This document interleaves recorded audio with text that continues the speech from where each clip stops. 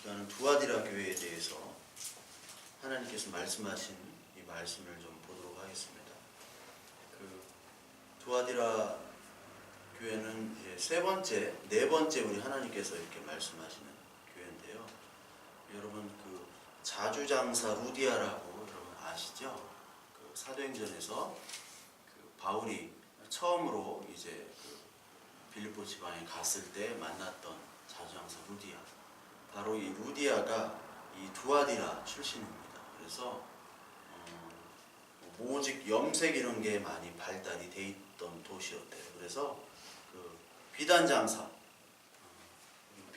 왕서방인데 루디아가 여기 비단 파는 이 두아디라 출신이었고 이제 유럽과 아시아를 오가면서 이렇게 왔다 갔다 하는 거죠. 그래서 지금도 유럽과 아시아의 경계가 이스탄불이잖아요.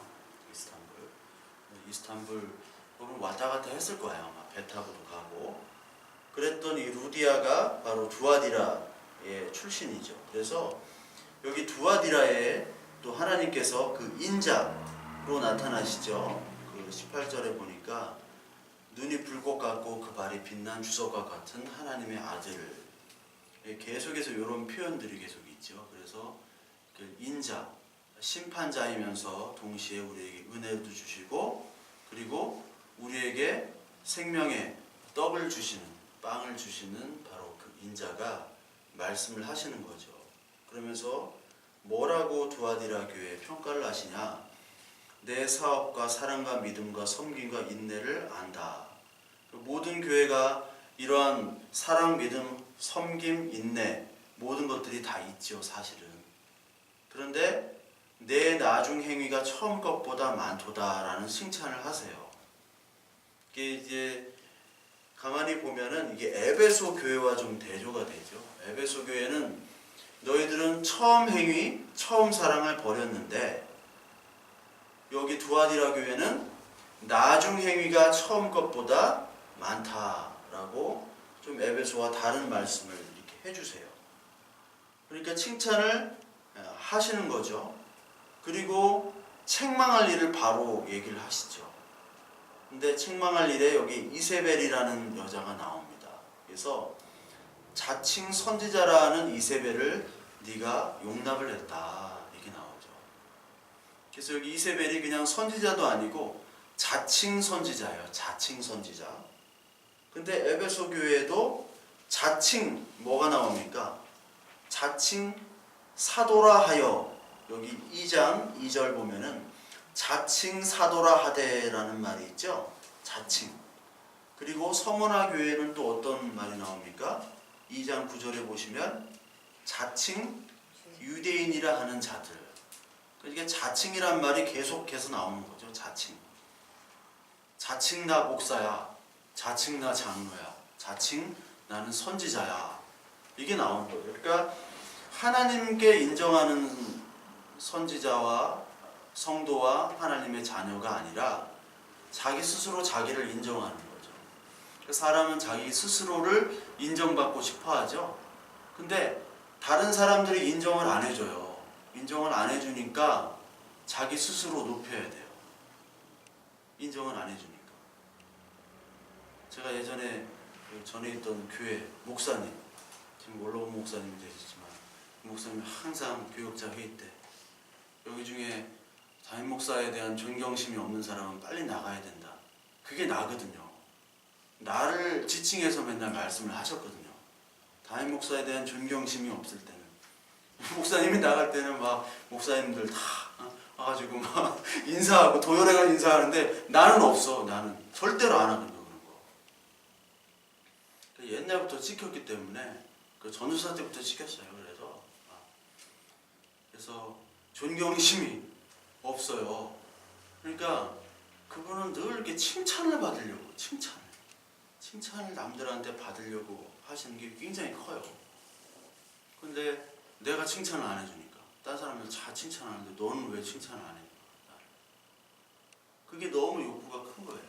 그러니까 사람들은 특히 이제 어떤 자리에서 뭐를 가르친다 아니면 뭐 쓴다 하는 거는 칭찬을 받기 위한 것이 굉장히 많아요.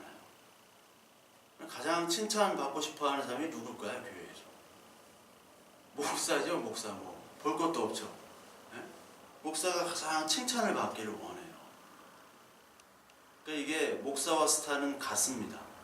스타병에 걸려 있어요. 목사와 스타는 똑같아요. 성도들의 사랑을 받으면 그게 너무 좋은 거예요.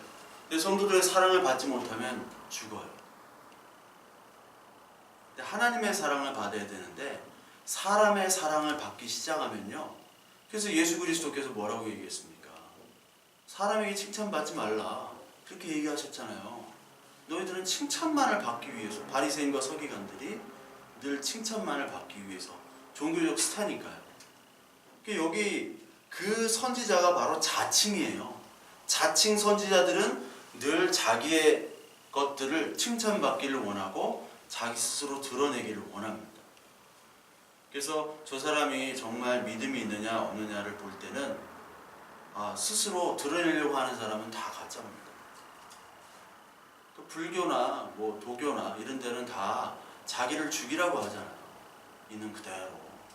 거기도 다 자아부인이 있습니다. 근데 우리는 다 자아부인 예수 그리스도께 순종하면서도 자기를 드러내려고 하는 것들이 교회가 가장 강한 것 같아요. 이 개신교 교회가. 그렇죠. 가장 강한 아주 그런 욕심이 굉장히 강합니다. 그래서 여기 나오는 그 이세벨이란 여자를 지칭하면서 자칭 선지자라는 여자로 얘기를 해요. 그래서 이세벨이 실제 인물이냐 아니냐 뭐 여러 가지 있는데 그 여선지자가 하나 있었다고 해요. 여선지자가. 교회마다 여선지자들이 있죠. 기도 많이 하시는 영빨이 좀 세다고 하는 분들. 다 자칭 여선지자들이잖아요. 교회마다 있어요. 그런 분들. 꼭 한두 명씩은 있어요. 자칭. 왜 옆을 보세요? 네. 교회마다 있죠. 동의하시죠? 없어요? 그쪽 교회는 없어요? 네. 교회마다 있던데. 네. 그 자칭 그 이세벨이라고 하는 그 여자가 어떠한 행위들을 했냐면, 그러니까 온갖 죄를 다 짓고도 나는 하나님께 온전한 자다라고 얘기를 했대요. 그러면서 온갖 쾌락의 온몸을 맡기면서도 나는 영원히 절대로 사탄에게 유혹되지 않는 그런 물들지 않는 자다. 그래서 자기는 사탄의 아주 깊은 것들을 체험하는 사람이고 하나님께서 그렇게 체험하라고 명령을 하셨다라고 주장하며 다녔던 사람이라고 그래요. 그래서 가장 사탄의 깊은 것을 헤아리고 그것까지도 다 알고 그 사탄의 행위들을 하지만 동시에 아무런 죄도 없는 하나님의 특별한 선지자다. 그래서 자칭 선지자. 그러니까 하나님의 평가는 너는 자칭이야 라고 얘기를 하시죠. 그런 선지자가 바로 이세벨이었던 여자인데, 여러분 이세벨은 구약 성경에 나오잖아요. 구약 성경에. 너무나 유명하죠. 그 아합의 부인이죠. 아합의 부인이고 그 성경의 3대 악녀 중에 3대는 그렇지만 그 이세벨의 엄마가 또 아달랴라고 아주 대표적인 악녀고, 3대 악녀는 모르겠어요. 보통 드릴라, 아달랴, 이세벨 이렇게 얘기를 하는데 제가 꼽은 거예요. 제가 꼽은 건데 하여튼 악녀가 바로 이세벨입니다. 근데 한글 이름은 예쁜데 이세별 하면 좀 예쁘잖아요. 이세별 하면 예쁜데 이세벨이라고 하면은 이게 굉장히 성경에서는 안 좋은 이름이에요. 이세벨라, 이사벨라. 이사벨라 얼마나 예뻐요. 이사벨라 로셀린이라는 영화 배우가 잉그리트 버그만 딸인데 근데 엄청 망가졌더라고요. 랑콤 모델이었는데. 예. 근데 이 이세벨은 바로 어떤 여자냐면 엘리야 때 인물이죠. 엘리야를 죽이려고 했던 사람이 바로 이세벨이에요. 그러니까 남편이 왕이긴 왕인데 남편은 어떻게 보면 조금 착하기도 했어요. 어떻게 보면 어떨 때는. 그런데 왜냐면 그 나봇의 포도원을 딱 보고 욕심은 났는데 이렇게 뺏으려고 하는 마음, 적극적으로 뺏으려고 하는 마음 없었잖아요. 그걸 보면 그래도 좀 양심은 있는 놈이다 라고 생각되는데 이세벨이 그냥 죽여버리고 뺏어버리라고 하잖아요. 그 계략을 주잖아요. 그만큼 악했던 여자예요. 그래서 엘리야를 죽이려고 했던 여자가 이세벨이죠. 왜냐하면 이세벨이 섬겼던 사람이 바로 신이 바알 신이에요. 그래서 이세벨이 시돈 왕 앳바알의 딸입니다. 그러니까 아버지의 이름이 앳바알이에요. 앳바알이란 말은 바알과 함께. 그러니까 우리식으로 얘기하면 임마누엘이에요. 하나님과 함께, 바알과 함께. 바알이라는 뜻은 그 가나안 땅의 주인이라는 뜻입니다. 롤드예요, 롤드. 그러니까 바알이 그 땅의 최고의 주신이고 바알과 함께하는 그 왕의 이름의 딸이기 때문에 역시 바알을 섬겼죠. 그런데 이 이세벨의 그때 엘리야가 850명의 바알과 아세라 선지자들과 대결을 하죠. 그래서 결국은 이기고 기손 시내가에서 그 선지자들을 다 죽이잖아요. 그 선지자들을 죽이니까 이 이세벨이 화가 나가지고 엘리야를 죽이겠다고 하니까 엘리야가 도망가죠. 그 사건을 여러분 다 아시죠. 그 이세벨이 그랬던 여자라는 거죠. 근데 이세벨이라는 거를 여기다가 딱 집어넣었어요. 여자 이세벨. 그래서 여러분들 그 열왕기상 그 18장을 보면요. 열왕기상 18장.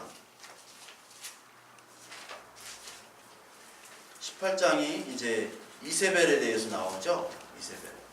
이세벨에서 나오고, 제가 이 이세벨의 평을 예후를 통해서 이렇게 얘기를 하는 게 있는데, 제가 한번 읽어드릴게요. 열왕기 하 9장 22절에 보면요. 열왕기 하 9장 22절. 요람이 예후를 보고 이르되 예후야 평안하냐 하니 대답하되 내 어머니 이세벨의 음행과 술수가 이렇게 많으니 어찌 평안이 있으랴 하더라.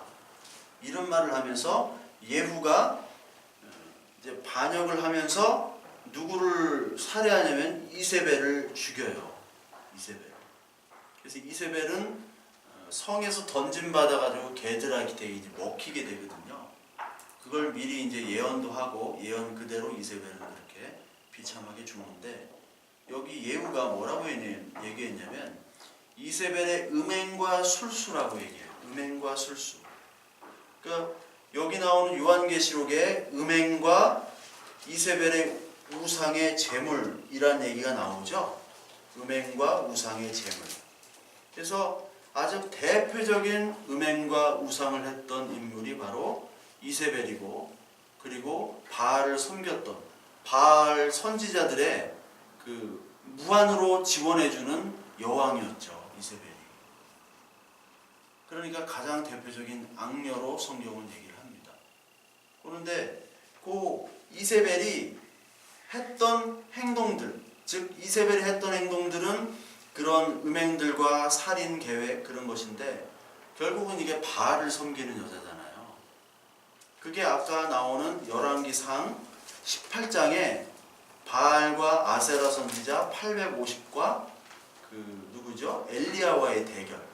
그 엘리야와의 대결이 바로 바알과 하나님의 대결로 이제 나오는 거죠. 그래서 열왕기상 18장을 보면요. 여기 이제 보시면 엘리야와 그 선지자 850명, 바알 선지자, 아세라 선지자 850명과의 대결인데, 열왕기상 19장 31절 이렇게 보시면 야곱의 아들들의 지파의 수요를 따라 엘리야가 돌 12개를 취하니 야곱은 옛적에 여호와의 말씀을 임하여 이르시기를 내 이름을 이스라엘이라 하리라 하신 자더라.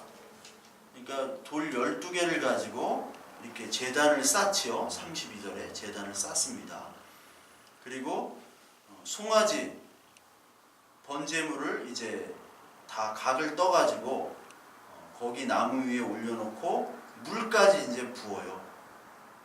그리고 누가 이제 하나님의 불, 바알이 진짜 신이냐 하나님이 진짜냐 여호와가 진짜냐 해가지고 누가 먼저 이렇게 불이 내리느냐 하는 것을 내기를 하는 거죠. 근데 엘리야의 그 제단에서 38절에 여호와의 불이 내려서 번제물과 나무와 돌과 흙을 태우고 또 도랑의 물을 핥은지라. 라고 나오죠. 그래서 엘리야가 먼저 이 불이 내려서 여호와 하나님이 진짜 하나님인 게 증명이 된 거죠. 그런데 여기서 특징인 게 뭐냐면 다른 이방 선지자들의 모습은 뭐 그냥 아무것도 없어요. 그냥 불만 내리기를 원해요. 그렇죠. 물론 바알 선지자들 여기 보면은 바알 선지자들도 송아지를 놓고 23절에 보면 18장 송아지를 놓고 각을 떠서 나무에 올려놨어요. 그렇죠. 그런데 여기의 특징은 뭐냐면 이 엘리야 쪽은 12개의 돌을 취해서 이스라엘 하나님을 얘기를 한 거죠. 즉 여기서 중요한 거는 하나님의 언약의 돌이 있느냐 없느냐가 중요한 겁니다. 하나님의 언약의 돌을 엘리야는 가지고 이 이스라엘 지파에 놓은 거죠. 이스라엘 지파 12개의 돌을 가지고. 제사장이 12개의 보석을 가슴 흉패에다 붙여서 거기다 이스라엘의 이름들을 다 쓰잖아요. 제사장 가슴에는 이스라엘 백성들이 다 박혀 있다. 즉 우리 찬양도 했지만 하나님의 안에 우리 안에 이름들이 다 있는 겁니다. 그것이 생명책 안에 들어있다라는 표현이고 하나님께서 우리를 자녀로 삼아 주셨다는 것이고. 근데 여기는 무조건 하나님의 은혜만 어떻게 보면은 여기 그 바알의 은혜죠. 바알의 은혜만 받아가지고 기적을 체험하고 자기의 권력을 유지하는 게 최고고 엘리야는 진짜 하나님이 이스라엘의 하나님인 그 언약의 하나님을 보여주세요라고 하는 것이고요. 거기서 차이가 있어요. 이 차이가 바로 음행이냐 예배냐로 나눠집니다. 그래서 똑같은 예배지만 어떤 하나는 음행이 될 수가 있는 거예요. 그리고 똑같은 예배지만 이거는 진짜 하나님이 되는 거예요. 하나님께 예배하는 거예요. 그러니까 바알과 임마누엘은 어떻게 보면 한 끗 차이예요. 똑같아요. 모든 게 다 똑같은데 거기에 언약이 있느냐 없느냐, 백성이 있느냐 없느냐. 님이라는 글자에 점 하나만 찍으면 남인데 남이라는 글자에 님은 점 하나 빼면 도로남이 돼요. 그 도로남이란 트로트 있잖아요. 이게 대단한 트로트예요. 이게 예배냐 음행이냐라는 것을 엘리야가 보여주는 거예요. 그러면서 너희들은 이제 이쪽으로 돌아서라. 이제 음행에서 돌아서라는 것을 보여주시는 거죠. 그래서 이 불이 내리는 거에 번제단을 다 가르고 불이 내리는 게 어디에 처음 나와요? 아브라함 때 나오죠. 창세기 15장에. 그때 불이 지나가잖아요. 번제물 사이로. 아브라함과 같이 지나가는데 불만 지나간다는 거는 내 언약, 내가 언약을 했는데 너희들은 지킬 능력이 없어. 내가 하겠어. 그거거든요. 그런데 이 바알과 아세라 선지자들은 자기들이 하고 있어요. 지금 자기들이 뭘 해요? 다 아시다시피 여기 막 큰 소리로 부르고 28절에 그들의 규례에 따라 규례가 있어요. 또 그들의 규례에 따라 피가 흐르기까지 칼과 창으로 그의 몸을 상하게 하더라. 막 소리를 지르고 상해하고 자해하고 하는 것들을 하는 거죠. 그러니까 모든 이방의 제사들 뭐 우리도 마찬가지야. 말과 의식의 제사가 있다는 말과 의식의 제사. 그리고 그것이 파티. 그래서 제가 주일날도 카니발이라는 얘기를 했는데 이게 바로 카니발이에요. 카니발이라는 것이 그런 행음과 자해와 그러면서 이제 파티를 하는 거예요. 그래서 금송아지 우상을 만들었을 때 아론이 그때도 똑같은 일을 벌였다는 거죠. 그때와 이 바알의 제사와 똑같습니다. 그래서 이들은 금식을 하고 자해를 하고 떼쓰고 고함을 치고 그래요. 기도원 가시면 그렇죠. 막 나오라고 막 등짝을 막 두드려 패고 막 몽둥이로 패고 막 눈깔 찌르고 막 피를 내고 그러잖아요. 저도 눈깔 찔려봤어요. 천안에 가가지고. 얘기 안 드렸나요? 눈깔 찔려봤어요. 장인 될 사람은 데리고 와가지고 나는 안 하겠다고. 근데 눈깔을 찔리니까 이상한 얘기 뭐 어디 크게 다쳤냐고. 그러니까 크게 다친 적 없는데 다쳤다고 그러고 뭐 나보고 또 선교사를 해외에 나가야 된대. 내가 나갈 생각이 없다고. 그냥 하여튼 이상한 소리를 하더라고요. 다. 근데 눈가를 찌르고 막 뭐 신체 검사 한다고 그러고 막. 근데 사람이 바글바글해요. 나는 영문도 모르고 갔다가 참 기가 막히더라고. 기가 막혀. 그거 다 목사들이 앉아있어. 그것도 다 한가닥 교회 하는 목사들도 있어요. 신학교 교수도 거기에 있더라니까요. 보니까 돈 받아서 그런 것 같아요. 돈 받아가지고 돈으로. 이게 바로 지금의 어떤 현실이라는 거죠. 예배 같은데 그게 예배가 아니라는 겁니다. 그러니까 자칭 선지자의 노름에 놀아나는 거예요. 여러분 마태복음 7장에 뭐라고 나옵니까? 하나님께서 예수 그리스도께서 맨 마지막에 말씀을 하시잖아요. 나더러 주여 주여 하는 자마다 다 천국에 들어갈 것이 아니요 다만 하늘에 계신 내 아버지의 뜻대로 행하는 자라야 들어가리라. 하나님의 뜻대로 행하는 자. 그래서 그 7장 21절에 마태복음에 이렇게 얘기를 하시죠. 많은 사람이 나더러 이르되 주여 주여 우리가 주의 이름으로 선지자 노릇하며 주의 이름으로 귀신을 쫓아내며 주의 이름으로 많은 권능을 행하지 아니하였나이까 하리니 그때 내가 너희들에게 밝히 말하되 내가 너희를 도무지 알지 못하니 불법을 행하는 자들아 내게서 떠나가라 하리라. 자칭 선지자는 불법입니다. 하나님의 법에 들어갈 수가 없어요. 불법을 행한 자이기 때문에 하나님의 나라에 들어갈 수 없는 사람이 바로 자칭 선지자죠. 하나님의 뜻대로 행하는 자만이 들어가는 거죠. 하나님의 뜻, 우리의 거룩이고 하나님이 거룩하게 해주시는 것이고 하나님의 뜻은 구원인데 그 뜻이 요한계시록에서 나오죠. 요한계시록에 그 19장에 보면은 세마포 옷을 입은 옳은 행실이 바로 세마포 옷이라고 얘기를 해요. 19장 8절에 보면 빛나고 깨끗한 세마포 옷을 입도록 허락하셨으니 이 세마포 옷은 성도들의 옳은 행실이더라. 행실이로다 하더라. 19장 8절에 계시록. 그러니까 옳은 행실이라는 것은 물론 우리의 행실도 중요하죠. 근데 그러면 행위 구원이 되잖아요. 하나님의 모든 행위의 판단, 하나님의 뜻대로 행하는 자라는 것은 하나님께서 주신 그 세마포 대제사장의 그리스도의 옷을, 그 흰 옷을 입었느냐 안 입었느냐, 내가 준 옷, 그 누더기 옷, 어떻게 보면 누더기 옷이에요. 화려한 옷이 아니거든요. 근데 사람들은 다 화려한 옷을 입으려고 하지만 대제사장은 그 세마포 옷을 입고 들어가는 거잖아요. 다 벗고. 그 옷을 아무도 받으려고 안 해요. 다윗의 갑옷을 입으려고 하죠, 사람들은. 아니, 사울의 갑옷을. 근데 다윗의 물맷돌은 아무도 가지려고 하질 않아요. 그런데 다윗의 물매를 가지고 골리앗을 이기고 다윗의 물매가 바로 하나님 나라에 들어갈 수 있었듯이 사람들에게 보이지 않는 이 복음, 늘 감춰진 복음이거든요. 그래서 하나님 나라는 늘 감춰졌다고 얘기를 하시고 비유로 얘기를 하시고 마태복음 13장에 계속해서 비유로 얘기하시잖아요.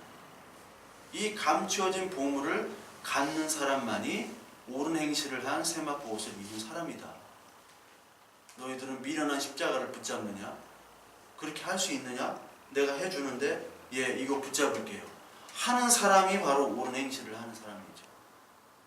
그 옳은 행실을 하라는 거죠. 근데 많은 사람들은 다 자칭 선지자가 원하는, 자칭 선지자가 하는 행위들을 너무너무 좋아하죠. 그래서 이 기독교, 이 예수 그리스도가 유사 기독교들이 너무너무 판치게 되어 있는 거예요. 가짜와 진짜. 가짜가 너무 많다 보면 진짜가 헷갈리잖아요.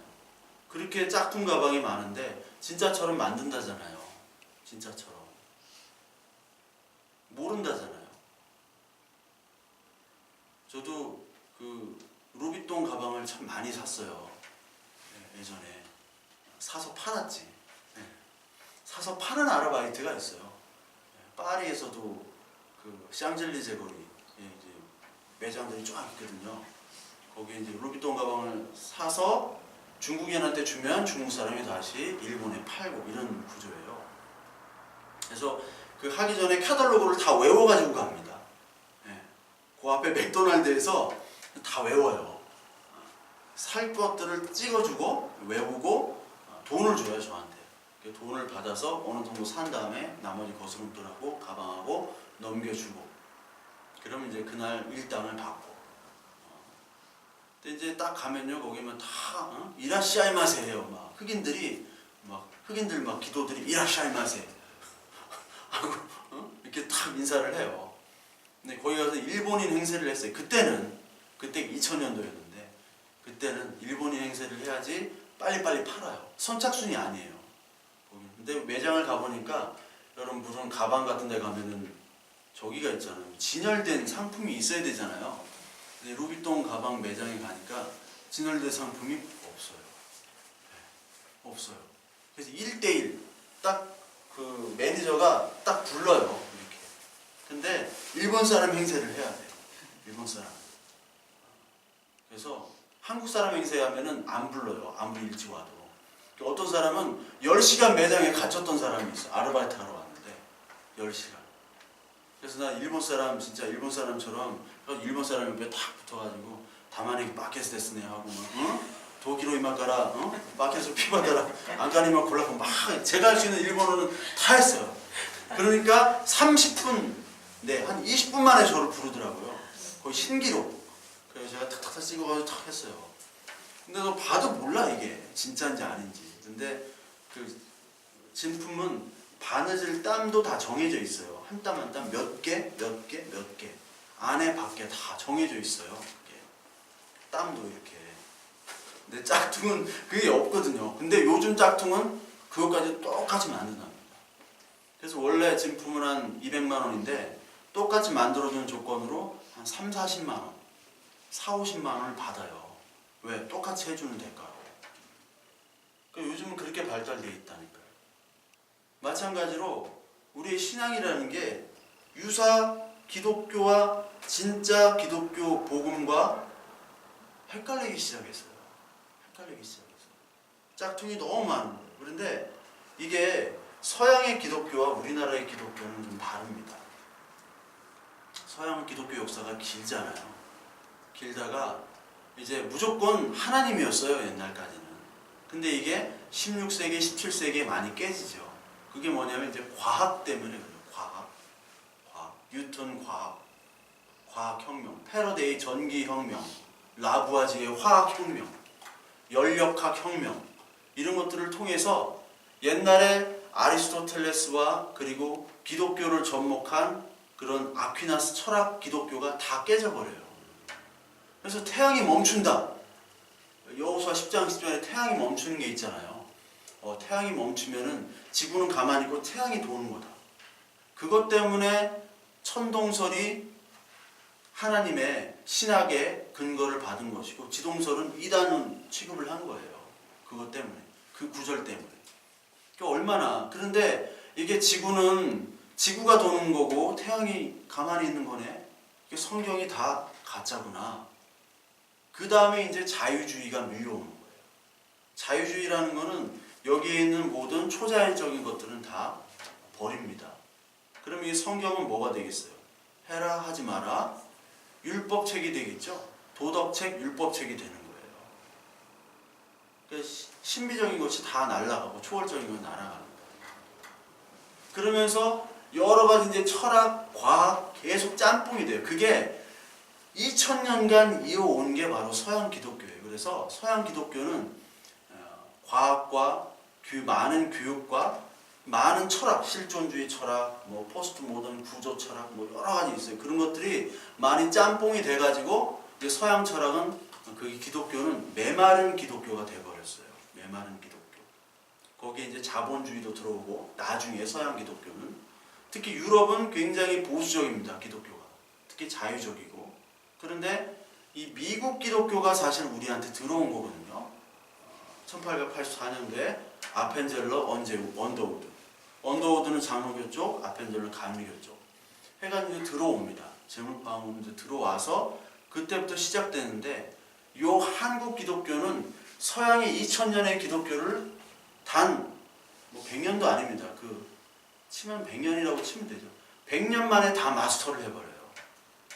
그래서 뭐 요즘 세습한다고 막 피켓 들고, 옛날부터 그런 말이 있었거든요. 기독교가 미국 가서는 기업이 되고 한국에 가서는 대기업이 된다. 그 말이 딱 맞아요. 왜냐하면 이 한국에 있는 기독교는 그 뿌리가 미국의 기독교, 그리고 미국의 어떤 근본주의 기독교부터 시작을 해요. 이걸 설명하려면 굉장히 시간이 많이 걸리지만, 근본주의라는 거는 딱 적과 나를 딱 구분해 놓는 거예요. 이쪽은 하나님의 나라, 이쪽은 완전 사탄 마귀 나라. 그거부터 근본주의가 먼저 우리나라에 들어왔고요.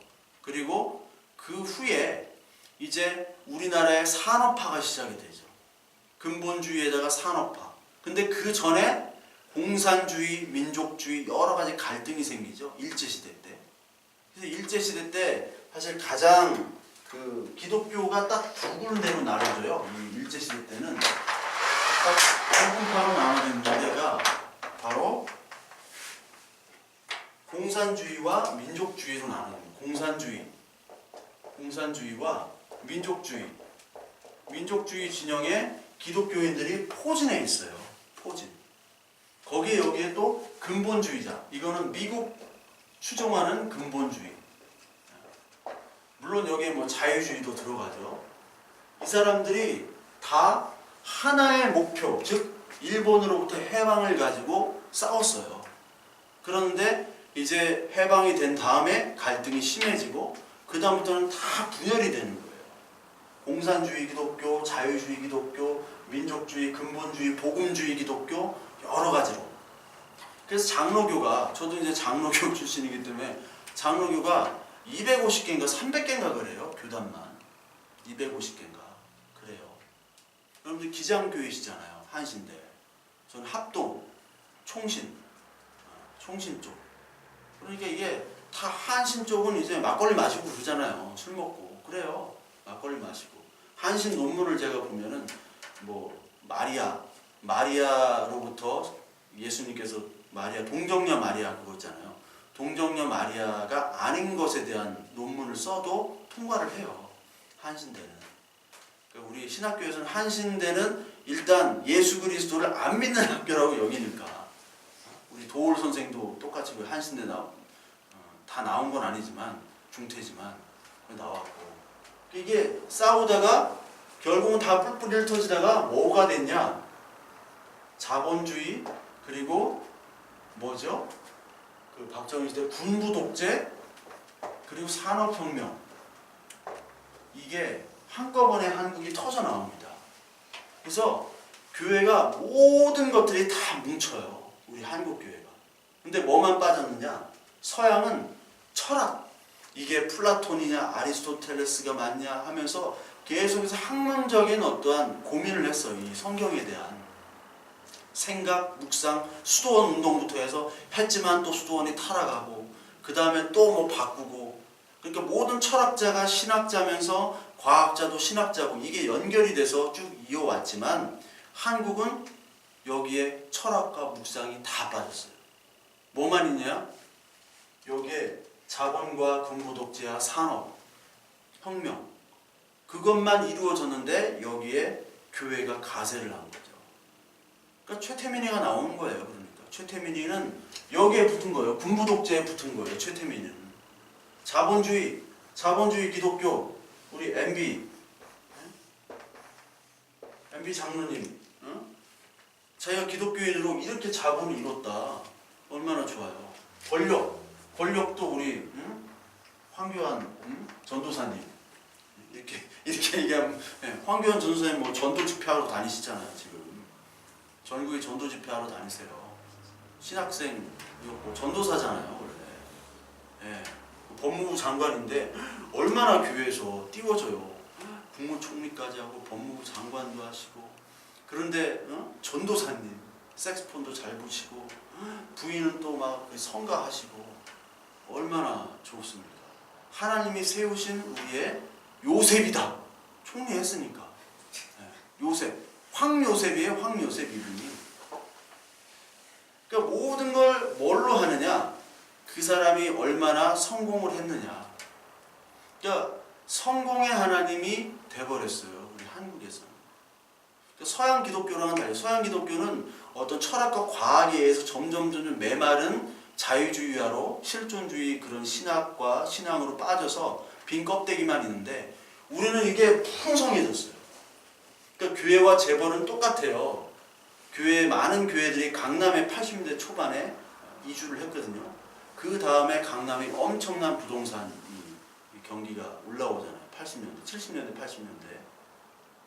그리고 그 땅을 가지고 기도원과 그리고 많은 사람이 강남에 몰려오고 대기업과 똑같습니다. 땅 사고 그걸로 대출받고 건물 짓고 사람 모여들고 거기에 군부와 권력층과 합세하는 그게 바로 어떻게 보면 이 교회를 이뤘는데 이 교회가 죽은 교회죠. 사실 죽은 교회.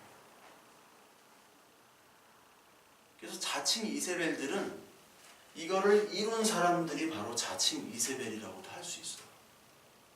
그래서 어떤 분을 보면은 굉장히 무서워요. 내가 아는 하나님인데 자기가 아는 하나님은 내가 성공한 것들에 대해서 자랑을 하고 그리고 그 성공을 주신 그 하나님, 그 하나님만을 찬양해요. 근데 그 사람은 보이는 게 딱 자기한테 성공을 주신 그 하나님밖에 모르는 거예요. 근데 딴 사람은 이런 또 다른 하나님을 또 섬기고 있어요. 그 신이 여러 가지예요. 하나님이 여러 가지예요. 제가 총신 출신인데 농담으로 총신은 여러 가지 하나님, 모든 하나님이 다 모인 게 총신이다 해가지고 진짜 그래요. 네가 아는 하나님은 어떤 하나님이야? 다 달라요. 교회도 같은 교회지만 다 다릅니다. 이게 다 자칭 선지자예요. 내가 만난 하나님이 최고야. 내가 만난 하나님이 진짜야. 너는 아니야. 너는 믿음이 부족해. 그게 자칭 선지자의 이 에세벨의 행음이고 우상의 제물을 먹게 하는 겁니다. 그러니까 한국 기독교를 알려면요, 이 역사적인 뿌리를 다 알아야 돼요. 왜 이렇게 한국 기독교가 왔는가? 한국 기독교에 성경 해석이 있습니까? 없어요. 성경 해석도 없고 그냥 목사님 입만 쳐다보고 있는 거예요. 성도님들도. 목회자가 성경을 볼 수가 없어요. 보지도 못해요.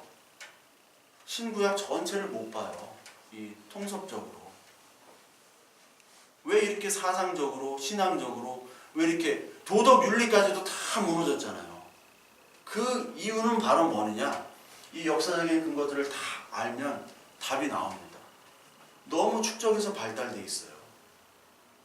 남들이 1000년 할 거를 50년에 끝내는 민족이에요. 우리나라. 그래서 하나님께서 기회를 주시는 게 바로 우리 한국 교회를 이제 다 무너뜨리는 기회를 주시는 거예요. 그게 기회입니다. 한국 교회 이제 니들 자칭이라고 하는 선지자들을 다 물르게 하는 거예요. 물론 하나님이 이렇게 성장이라는 표현이 그렇지만 사람들이 많이 오게 하고 돈과 건물을 많이 오게 한 건 하나님의 은혜는 맞습니다. 그건. 근데 그거에 따라서 하나님께서 회개를 주시고 깨달으라는 것들을 주시는데 그런 회개와 깨달음이 전혀 없다는 거예요. 그때는 하나님은 무조건 다 정리를 하세요. 이게 바로 하나님의 역사였습니다. 많은 로마 시대 때도 다 이제 정리를 하시거든요.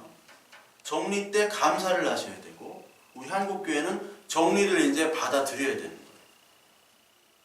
그 교회에 사람이 없다. 근데 또 막 희망 메시지로 부흥사들이 돌아다니잖아요. 희망이 있다 막 하면서. 그게 아니라 예레미야처럼 이제 무너진다 해야 돼요. 왜 무너뜨리냐? 그리고 우리는 뭘 해야 되느냐? 다시 처음으로 돌아가야 돼요. 그게 바로 이 이세벨과 같은 음행의 제사를 지내는 사람들의 이 교회를 다 차지하고 있었어요. 그래서 22절에 내가 그를 침상에 던질 터이요. 이 말이 나오죠. 이세벨을 어디다가 던지냐면 그 성 밖으로 던져버려요. 그래서 완전히 죽게 만듭니다. 침상에 완전히 이제 죽을 때까지 누워있게 하는 그런 행위들. 그것과 비슷한 말씀을 하지. 침상에 던질 터이요 영원히 잠들도록. 그와 더불어 가늠하들도 만일 그의 행위와 회개하지 아니하면 큰 환란 가운데 던지고 이세벨이 그렇게 던져졌던 것처럼 다 던지겠다는 거죠. 환란 가운데 던졌다는 거는 하나님의 기회를 주시는 거죠. 사실은 환란을 통해서 회개해라. 그러면서 내가 사망으로 그의 자녀를 죽이리니 모든 교회가 나는 사람의 뜻과 마음을 살피는 자인 줄 알지라. 내가 너희 각 사람의 행위대로 갚아주리라. 하나님은 우리의 마음을 다 살필 줄 아시는 분이다. 하나님은 우리의 모든 것들을 아시는 분. 그래서 아무리 자칭이라 한들 하나님 앞에서는 자기가 선지자라고 할 수 없는 겁니다. 그러니까 저와 여러분들 똑같이 하나님 앞에서 내가 지금 무엇을 하고 있는가, 그게 가장 큰 고민이어야 됩니다. 저도 하나님 앞에서 나 뭐 하는 거지? 어떻게 보면은 하기 싫을 때도 많거든요. 이거 자체가 저한테 큰 짐이라고요. 이게 뭐 그 MS 교회 거기 뭐 이 큰 십자가를 누가 지고 가냐? 아들밖에 지고 갈 수 없다. 그래서 물려줬는데 저는 엄청 작은 십자가잖아요. 이게 엄청 작거든요. 뭐 보통 작은 게 아닌데 이 십자가도 저는 너무 힘들어요. 사실 솔직히 너무 힘듭니다. 이 십자가가. 왜냐면 늘 생각하는데 나한테 안 맞는 옷을 입는 것 같아요. 보시기도 얼굴이 목사 얼굴이 아니잖아요. 이 얼굴이 은혜로운 얼굴이어야 되잖아요. 목사 얼굴이. 근데 그게 힘든 거예요. 이게 내가 이걸 안 해야 되는데 안 하는 게 더 하나님의 나라에 더 도움이 되는 것 같은데, 그리고 요즘에는 너무 힘들어요. 이거 힘든데 하나님이 하라고 하세요. 하라고 하신다니까. 조금만 하고 그만하고 저 먹고 살 만큼만 어떻게 돈 벌 수 있는 직업을 주셨으면 좋겠어요. 그런 기도도 많이 했어요. 사실 돈도 안 됩니다. 안 돼도 너무 안 됩니다. 세종으로 가야 되나 이거? 세종에는 교회가 잘 된다는데 이거 뭐 방법도 없고요. 이거 정리를 해야 되긴 했는데 어떻게 됩니까? 근데 하래요. 그러니까 저도 이게 힘들지만 여러 가지로 제 마음에 나는 목사 아닌데, 하고 싶지 않은데, 힘든데, 그런데 하나님이 하시라는 거. 왜냐하면 저의 모든 안에도 그 안에 있는 모든 그 행위와 말들을 아시지만 그럼에도 불구하고 그냥 세운다는, 은혜로 덮어주시고 세워진다는 게 느껴지는 거예요. 느껴지는 거. 그래서 하지 못해요. 그 십자가라는 게 느껴지는 거죠. 저한테도. 아, 이게 십자가구나. 이게 진짜 십자가구나. 그 하나님께서 주시는 이 은혜의 말씀들이 저를 많이 때릴 때가 가장 힘듭니다. 행위대로 갚아주시는 그 하나님, 우리의 마음을 다 아시는 하나님인데, 그럼에도 불구하고 하나님은 늘 우리에게 회개의 기회를 주시죠. 회개의 기회를. 그리고 여기 24절에 두아디라에 남아있어 이 교훈을 받지 아니하고 사탄의 깊은 것을 알지 못하는 너희에게 말한다. 이렇게 얘기하죠. 남아있는 또 선한 사람들이 있죠. 이 교훈을 받지 않는. 이게 바로 그 많은 신학적으로 남은 자 사상이라는 것을 많이 얘기해요. 남은 자 사상.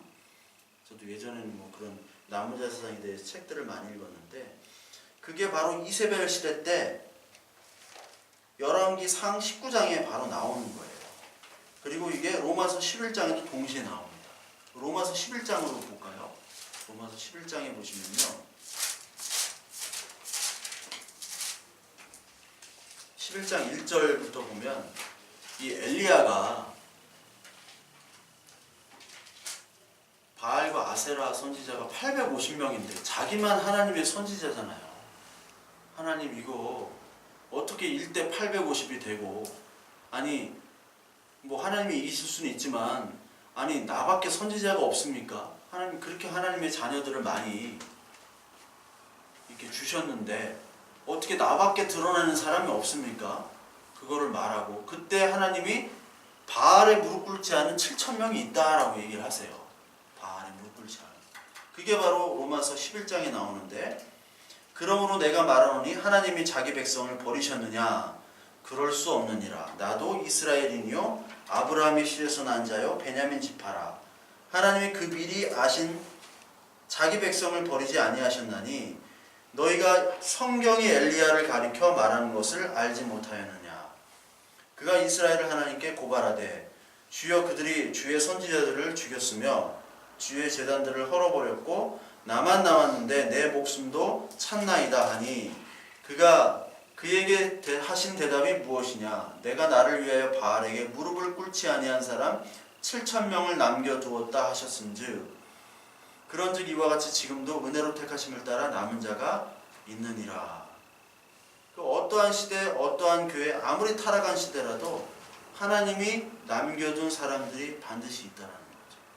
이 세상에 다 이세벨을 쫓아갑니다.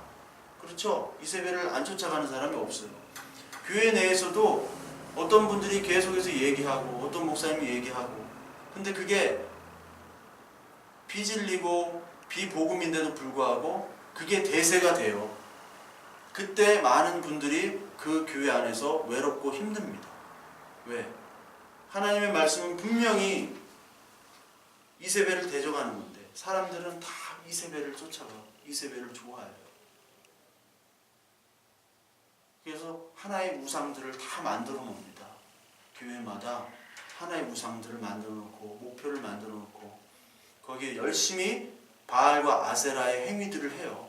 막 소리 지르죠. 막 부르짖어라 소리 지르고 자해하고 막 어떤 막 이렇게 쳐요. 막 어떤 여자애는 막 욕을 하더라고. 자기한테 욕을 해요.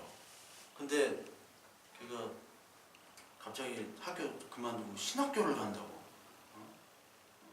잘 다니던 학교를 그만두고. 그래서 내가 너는 가지 마라. 너는 위험하다. 그랬더니 왜 막 2년 전을 해요. 막 자기한테 얘기하는 거야. 자기한테. 너 위험하다. 너 기도하는 거 보니까 너 진짜 위험한데? 근데 뭐 가더라고요. 심히 걱정돼요. 지금 뭐 하고 있나? 이세벨이 되지 않았을까? 심히. 하나님의 은혜로 안 됐겠죠. 이게 그러한 일들이 너무너무 많은데 그때 그 교회 안에도 바알에 무릎 꿇지 않은 자가 있다는 거죠. 하나님의 은혜로. 무릎 꿇지 않은 자에게는 지울 짐을 내가 주지 않겠다. 예. 지울 것이 없노라. 다른 짐으로 너에게 지울 것은 없노라. 다른 짐은 있긴 있다라는 거죠. 그 짐은 우리 예수 그리스도께서 짐진 자들아 다 내게로 오라 하셨을 때 그때의 짐은 율법의 짐이에요. 사실 율법의 짐. 제가 지금 이 시대의 율법은 뭐라고 했습니까? 돈이 율법이에요. 돈이 율법, 직업이 율법입니다. 돈 많은 사람 율법적으로 완벽한 사람이에요. 예. 돈이 없는 사람은 율법적으로 못한 사람이에요. 돈이 없으면요 불편할 뿐더러 죄가 돼요. 이 세상은. 돈이 있으면요 법적으로도 자유할 수 있어요. 하나 그리고 맨날 그놈 새끼는 맨날 사고만 치잖아. 또 폭행. 몇 번째인지 모르겠어.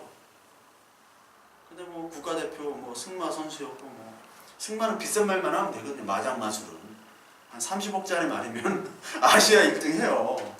그러니까 정유라랑 같이 금메달 따고. 그러니까 법적으로도 다 면제를 받는 거예요. 지금의 율법은 과학도 율법이고 돈도 율법이고 자기의 사상, 철학, 지식 다 자기가 그것을 율법으로 가지고 있어요. 예수 그리스도가 오면 돈도 날아가야 되고 자기 외모도 날아가고 지식도 날아가고 다 날아가야 돼요. 그게 율법이 날아가는 거거든요. 그런데 그거를 짐지어주지 않겠다. 이제 그걸로부터 자유하겠다 하시는 거예요. 네가 어떠한 환경이든지 하나님의 자녀가 되면 그걸로 나는 너를 판단하지 않아. 세상은 너를 판단할지라도 나는 너를 판단하지 않아. 그게 짐지어주지 않겠다는 얘기입니다. 그러니까 유대 율법주의나 이슬람들은 계속해서 짐을 주어주잖아요. 해라 하지 마라. 제가 이슬람애랑 같이 5개월을 살았어요. 5개월 이슬람애. 걔는 커피도 안 마셔요. 5개월 같은 방에 살아, 같은 침대, 옆에 침대에서 5개월 동안. 근데 목욕을 너무 안 해가지고 냄새가 너무 맨날 목욕하라고 내가 발로 차고 막 그랬는데 걔는 5번 기도를 해요.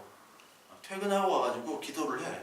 근데 너 메카 방향은 아냐? 그러니까 모르는데 메카 방향을 기도를 해야 돼요. 아니면 다 거기는 메카 방향으로 기도를 하지 않으면 그 기도는 무효입니다.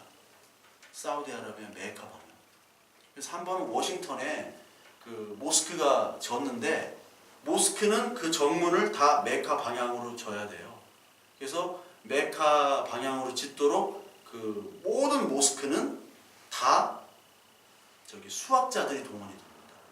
수학자, 건축학자 같이 해서 메카 방향을 정확히 측정한 다음에 거기 져요. 근데 워싱턴에 거의 90%를 졌는데 메카 방향이 아니야 이게. 아니게 돼버렸어요. 다시 부시려고 그랬어요. 근데 부시기 전에 다시 공학자랑 수학자랑 다시 동원했죠. 이슬람 수학자 공학자. 근데 나중에 보니까 그게 맞았어요. 그 방향이 정확히. 이게 지구가 둥글기 때문에 이게 비스듬히 가는 그거를 측정을 했는데 그게 아닌 것 같다고 해서 했는데 다시 그거를 해보니까 맞았어요. 근데 메카 방향이 아닌데 뭐 잘 모르겠다고 그냥 5번 해요. 맨날 하고. 근데 내가 하긴 하는데 뭔가 부족해. 근데 해야 돼요. 코란도 가지고 있어요. 코란도. 뭐 무슨 글자는 모르겠는데 뱀 막 그려있고 막 이렇게 하는데 그걸 가지고만 있지 물론 커피도 안 마시고요. 뭐 콜라도 안 마셔요. 그러나 그가 얼마나 형식적인 이슬람인인지 제가 알겠더라고요. 너무나 형식적이에요. 진짜 뭐 그 이스탄불이나 그 모스크에 많이 제가 갔거든요. 물론 세수하러 갔지만, 세수하러 씻으러 갔지만 가서 예배도 드렸어요. 봤어요 그냥 걔네들 예배하는 거. 근데 형식적이라는 게 너무 느껴져요. 이게 그 몇 사람만 열심히 하지. 이건 계속해서 평생도록 해라 하는 거는 이게 너무 형식적인 거예요. 근데 이슬람만 형식적인 거냐? 아니죠. 우리도 마찬가지죠. 뭐 11조 해라, 뭐 해라, 뭐 해라. 그 자유가 없잖아요. 근데 조선 사람들은 좀 정해놔야 돼. 11조가 없다고 하면 아예 헌금을 안 해요. 왜? 이런 고민이 없이 50년 만에 기독교가 됐기 때문에 이제 50년 안에 사라져야 돼, 이제 기독교가. 짝퉁이기 때문에 다 사라지고 진짜가 오도록 이제 지금 사라지는 단계예요. 지금의 기독교는. 그런 짐들이 있죠. 율법의 짐, 그냥 종교의 짐들을 내가 지우지 않겠다.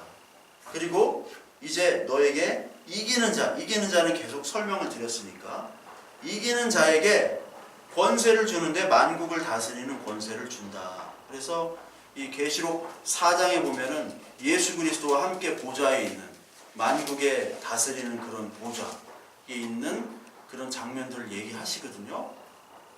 그러면서 27절에 철장을 가지고 그들을 다스려 질그릇 깨트리는 것 같이 하리라. 그리고 새벽벌을 주겠다.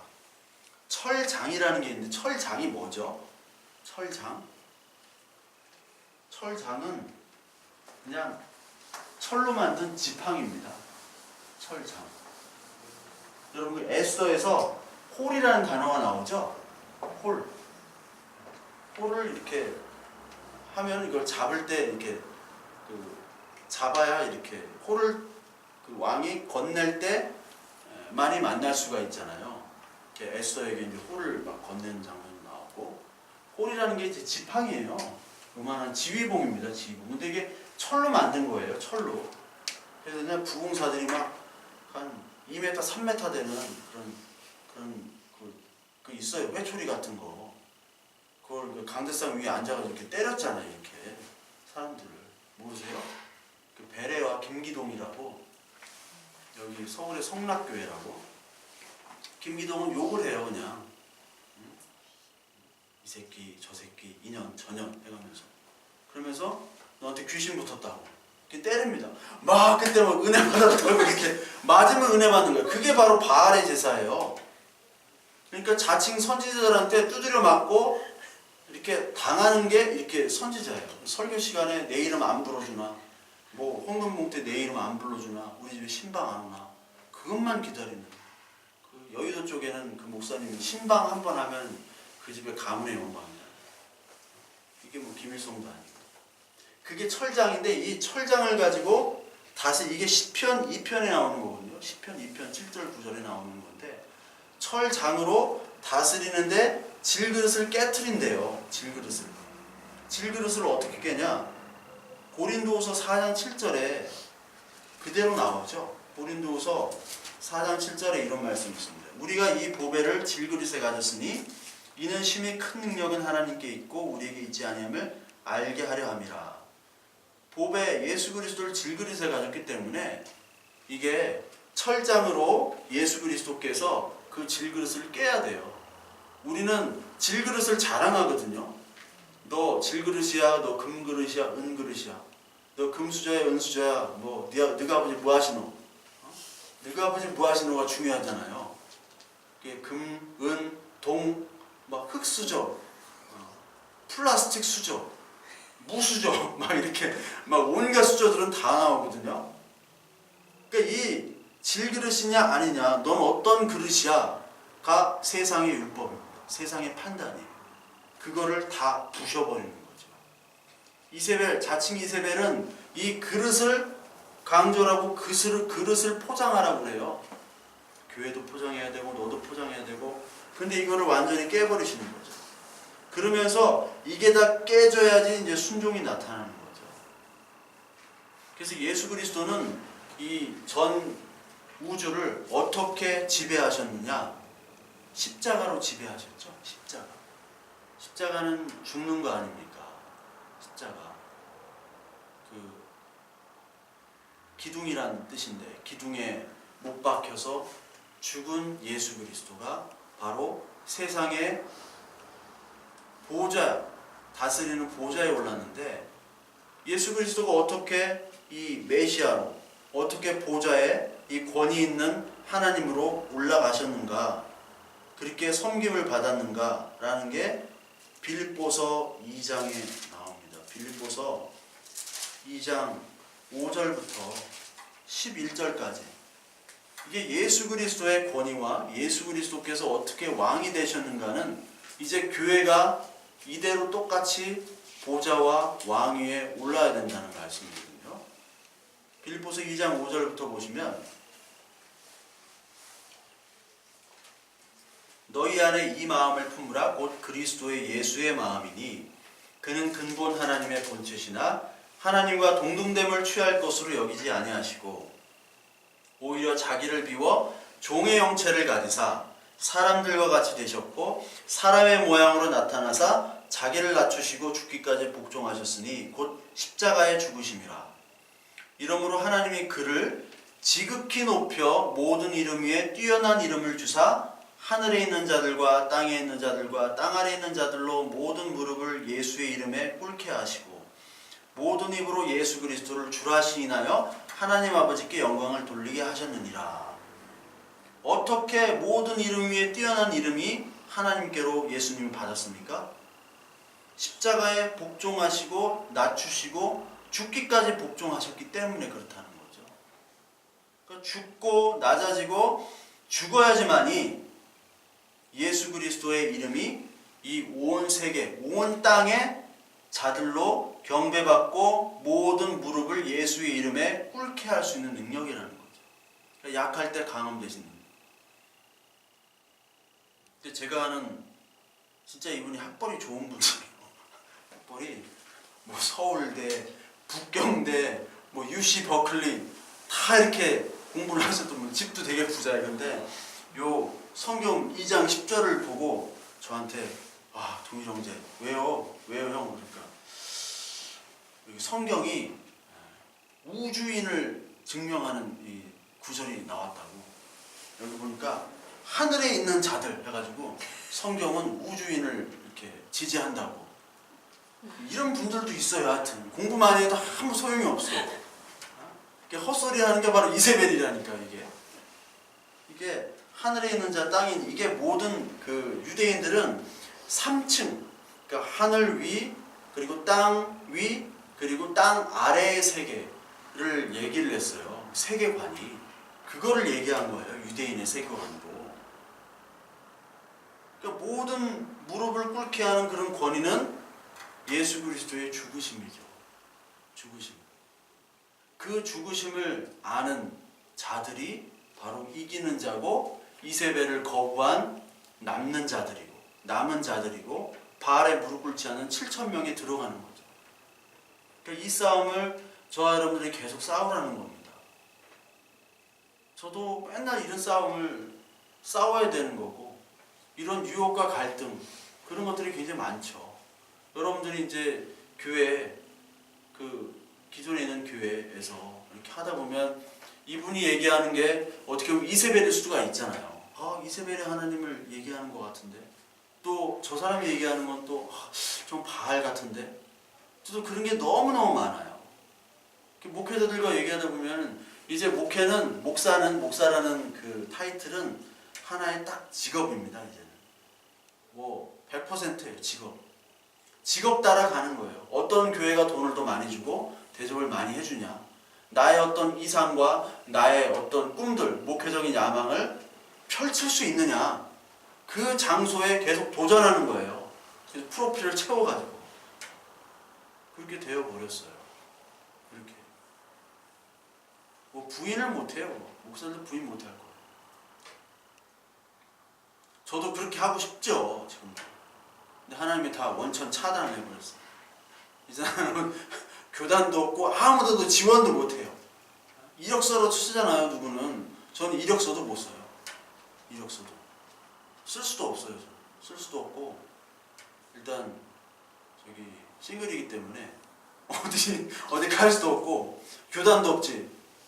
그리고 또 은혜로운 페이스여야 되는데 그것도 아니고, 모든 게 다 하나님이 다 끊어버리고 너는 7,000명 안에 들어가라 그냥. 그렇다고 뭐 다른 목사님들이 다 잘못됐다는 건 아닙니다. 잘못됐다는 건 아닌데, 그냥 그런 어떤 그쪽으로 들어가려고 하는 그 시도조차 하나님이 다 끊어버리더라고요. 너무해.